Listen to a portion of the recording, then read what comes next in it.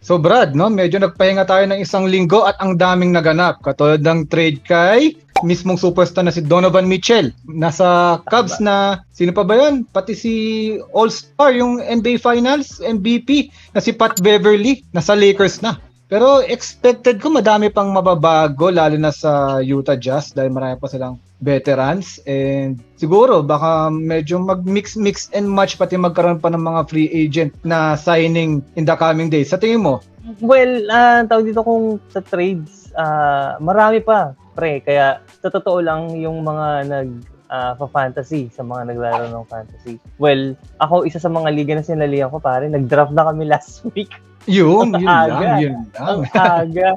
Kaya iyak yung mga, alam mo yun, mga kumuha ng mga players na biglang naglilipatan. So, marami pa yan. Hanggang bago magsimula, marami pa yan. Ayun. So, medyo kumbaga intact na kahit na siguro mga minor trades na lang yan. Kaya, ngayon, pag-uusapan natin, sino ang feel mo at this moment in time? Kasi, pili natin, wala nang mababago talaga structurally, no, sa mga NBA teams. Sino magiging top ng East at top ng West kung ibebenta mo, no? Or isasanla mo yung lupa mo o at bahay mo? Sino sa tingin mo sa East and West? Pero bago yan, syempre, pakilala muna tayo. Once again, I'm John A.K. Soral. At ako po, mga sir, si Mike Ramon.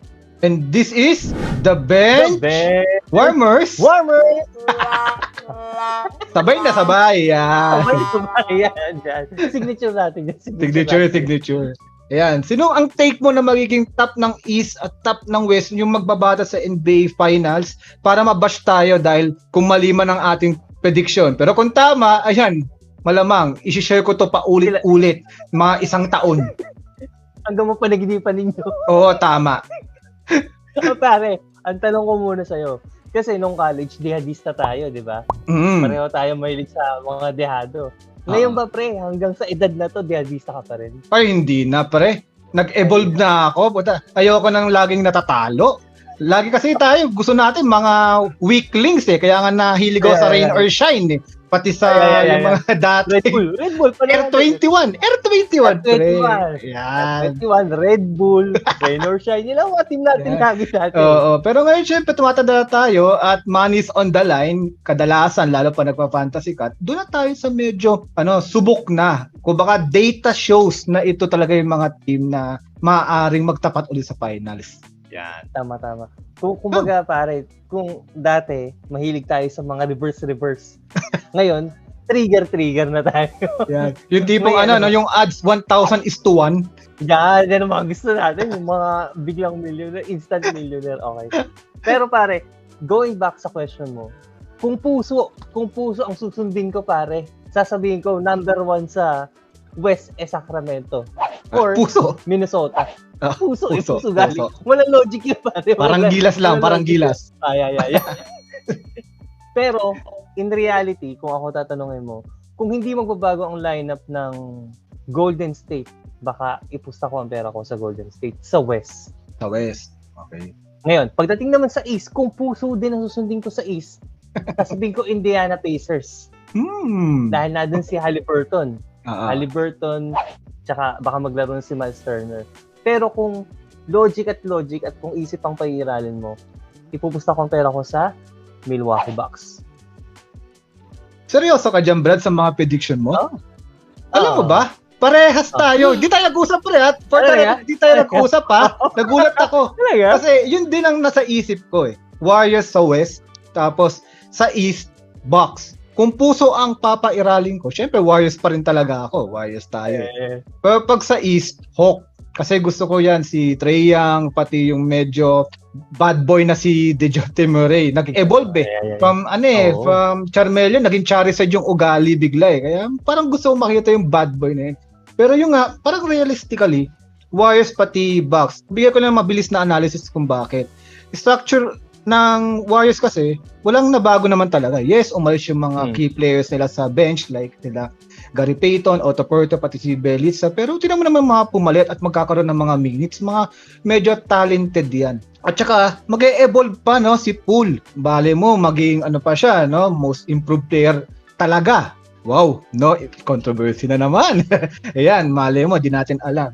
Then, pagdating namin sa Bucks, kaya lang sila natalo, i-bash na ako mga Celtics and Heat fan, kaya lang sila natalo, no? At hindi sila nakapunta ng finals kasi wala si Chris Middleton. Ang pinaka-underrated trio para sa akin, no, sa NBA, si Holiday, Middleton, pati si Antetokounmpo.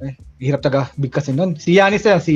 Yan. Kompleto recados yung tatlong yan. Lalagyan mo pa ng mga gandang role players like si Brook Lopez na dating star player ng Nets, tapos sila Bobby Portis. Kumbaga wala na bago sa kanila. So chemistry intact, championship experience intact. Pili ko sila ang medyo aangat sa susunod na season. Ikaw, pre? Well, pare, hindi ko na kailangan pang elaborate kasi yung punto mo, pare, yun din yung punto ko.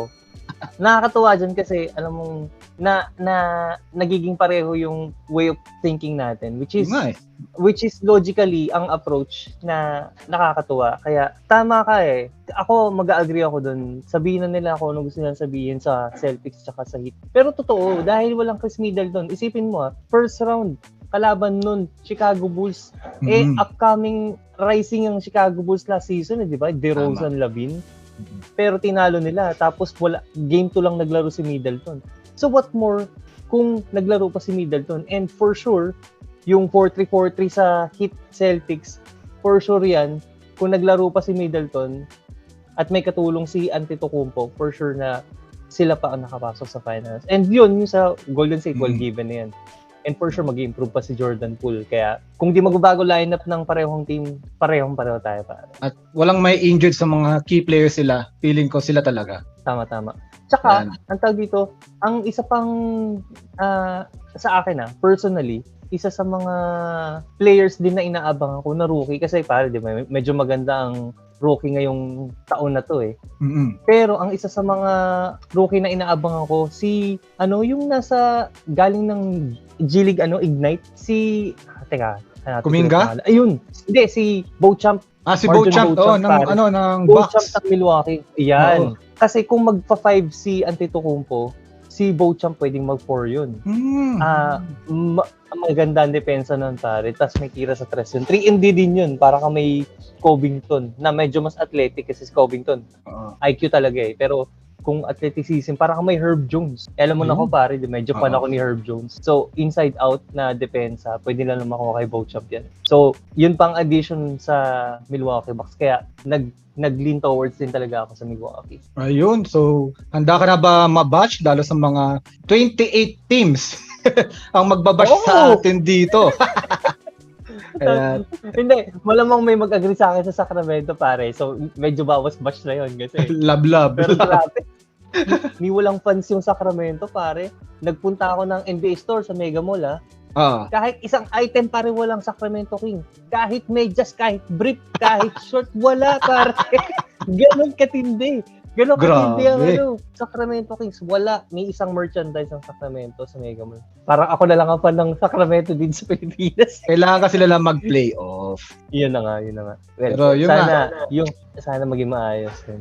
Pero tanungin natin mga magbabash sa atin dyan kung anong team ang piling nila magtatap sa East at West this season, pati yung mga supporters din na Warriors at Bucks kung nag-agree sila sa analysis natin. Yan, comment nyo. Yung mga dyan, Lakers fan dyan, comment.